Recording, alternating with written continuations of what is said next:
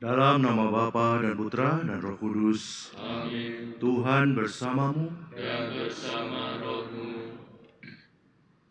Saudara-saudari, ketika Paulus mewartakan kabar gembira, ia tidak mengandalkan ilmu atau kebijaksanaan, tetapi daya Roh Kudus. Di sini kebijaksanaan insani saja tidak cukup. Hal itu ternyata pula di sinagoga, di kota tempat tinggal Yesus. Orang-orang sekampungnya tidak bisa memahami dia ketika ia menjelaskan kata-kata Yesaya telah terpenuhi dalam dirinya, sebab hal itu bertentangan dengan harapan insani mereka. Tetapi Yesus berbicara dari Roh Kudus. Semoga kita mau mendengarkan, mau menerima bimbingan Roh Kudus, termasuk dalam situasi yang tidak kita inginkan, seperti dalam pandemi ini, melihat petunjuk-petunjuknya, bisikan-bisikannya, untuk tetap setia, tetap taat, dan tetap berusaha berbuat baik bagi sesama. Untuk saat-saat kita tidak mau, kita merasa diri kita lebih hebat dari Roh Kudus, mari mohon terang dan kerahiman Tuhan. Tuhan, Engkaulah sumber dari segala yang baik dan kudus. Tuhan, kasihanilah kami. Tuhan, kasihanilah kami. Kristus, Engkau datang agar kami memiliki hidup yang berkelimpahan. Kristus, kasihanilah kami. Kristus, kasihanilah kami. Tuhan, Engkau berjanji untuk menjaga gerejamu sampai akhir zaman. Tuhan, kasihanilah kami. Tuhan, kasihanilah kami. Semoga Allah yang Maha Kuasa mengasihani kita, mengampuni dosa kita, dan menghantar kita ke hidup yang kekal. Amin. Marilah berdoa. Allah Bapa sumber kebenaran, janji-Mu telah terlaksana pada diri Yesus, Putra Manusia. Kami mohon, semoga kami Kau beri kebijaksanaan, karena kami percaya akan nama-Nya.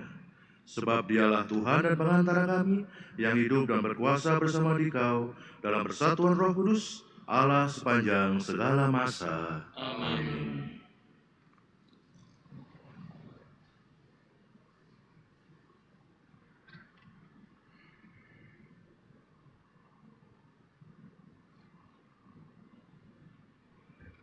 Bacaan dari surat pertama Rasul Paulus kepada jemaat di Korintus. Saudara-saudara, ketika aku datang kepadamu, aku tidak datang dengan kata-kata yang indah atau dengan hikmat untuk mewartakan kesaksian Allah kepada kalian. Sebab aku telah memutuskan untuk tidak mengetahui apapun di antaramu selain Yesus Kristus, Dia yang disalibkan. Aku pun datang kepadamu dalam kelemahan, dengan sangat takut dan gentar.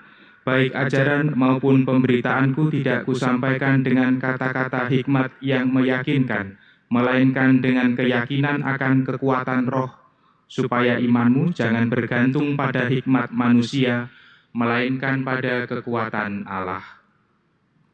Demikianlah sabda Tuhan. Syukur kepada Allah. Betapa besar cintaku kepada hukum-Mu ya Tuhan. Betapa aku cintai Taurat-Mu, aku merenungkannya sepanjang hari. Betapa besar cintaku kepada hukum-Mu ya Tuhan. Perintah-Mu membuat aku lebih bijaksana daripada musuh-musuhku, sebab selama-lamanya perintah itu ada padaku. Aku lebih berakal budi daripada semua pengajarku, sebab peringatan-peringatan-Mu ku renungkan selalu.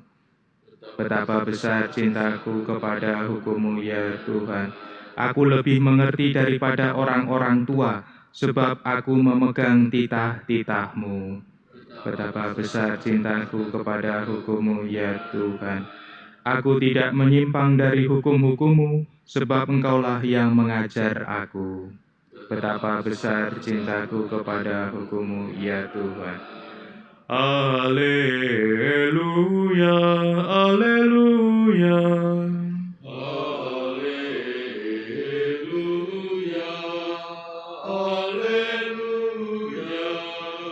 Roh Tuhan menyertai aku diutus Tuhan mewartakan kabar baik kepada orang-orang miskin. Haleluya, haleluya.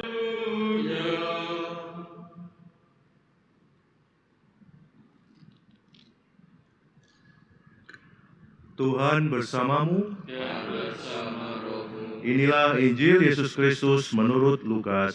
Dimuliakanlah Tuhan. Sekali peristiwa datanglah Yesus di Nazaret, tempat ia dibesarkan. Seperti biasa, pada hari Sabat, ia masuk ke rumah ibadat. Yesus berdiri, hendak membacakan kitab suci, maka diberikan kepadanya kitab Nabi Yesaya.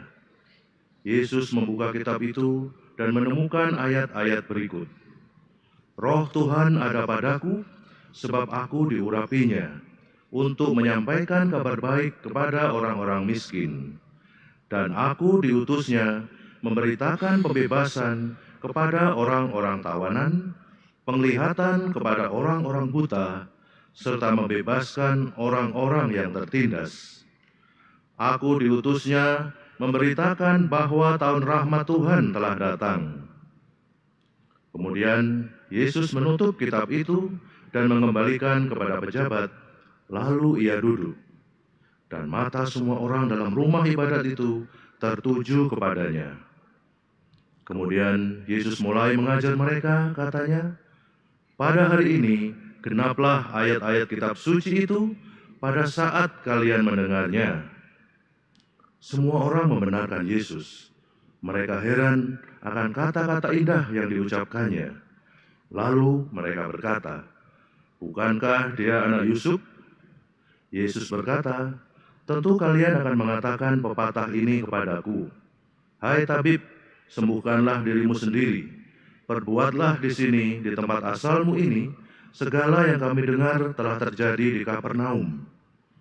Yesus berkata lagi, 'Aku berkata kepadamu, sungguh, tiada nabi yang dihargai di tempat asalnya.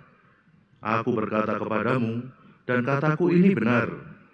Pada zaman Elia, terdapat banyak wanita janda di Israel ketika langit tertutup selama 3 tahun dan 6 bulan, dan ketika bahaya kelaparan yang hebat menimpa seluruh negeri.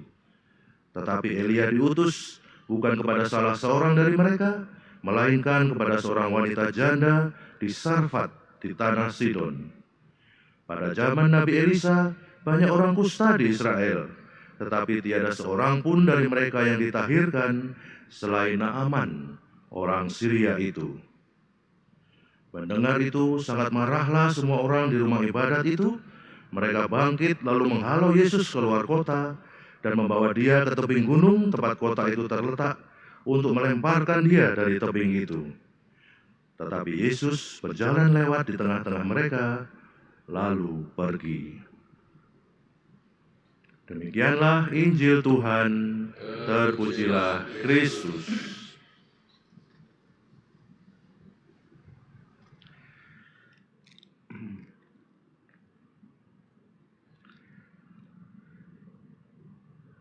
Di hari akhir kuliah homiletik tentang kami para frater dulu belajar ya, bagaimana bisa percaya diri, bisa rajin menelaah tafsir-tafsir, dan ya, siap ya, untuk mewartakannya di mimbar seperti ini.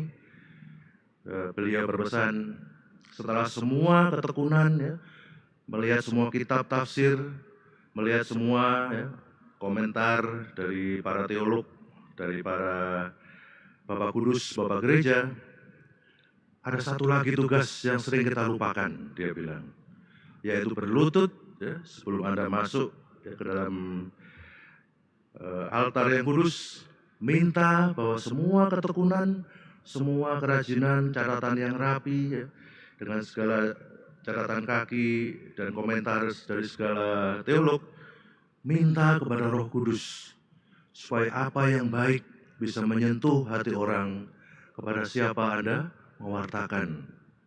Dan kita sendiri tahun lepas tahun merasakan ya, semua yang atau banyak yang kita siapkan ya, yang kita kira akan yakin menjadi ya, top ya, akan paling banyak di like ya, di YouTube atau di Instagram ya, yang hebat ya, dengan delivery yang sempurna, kita mengira itu akan menyentuh ya, hati umat dengan begitu saja.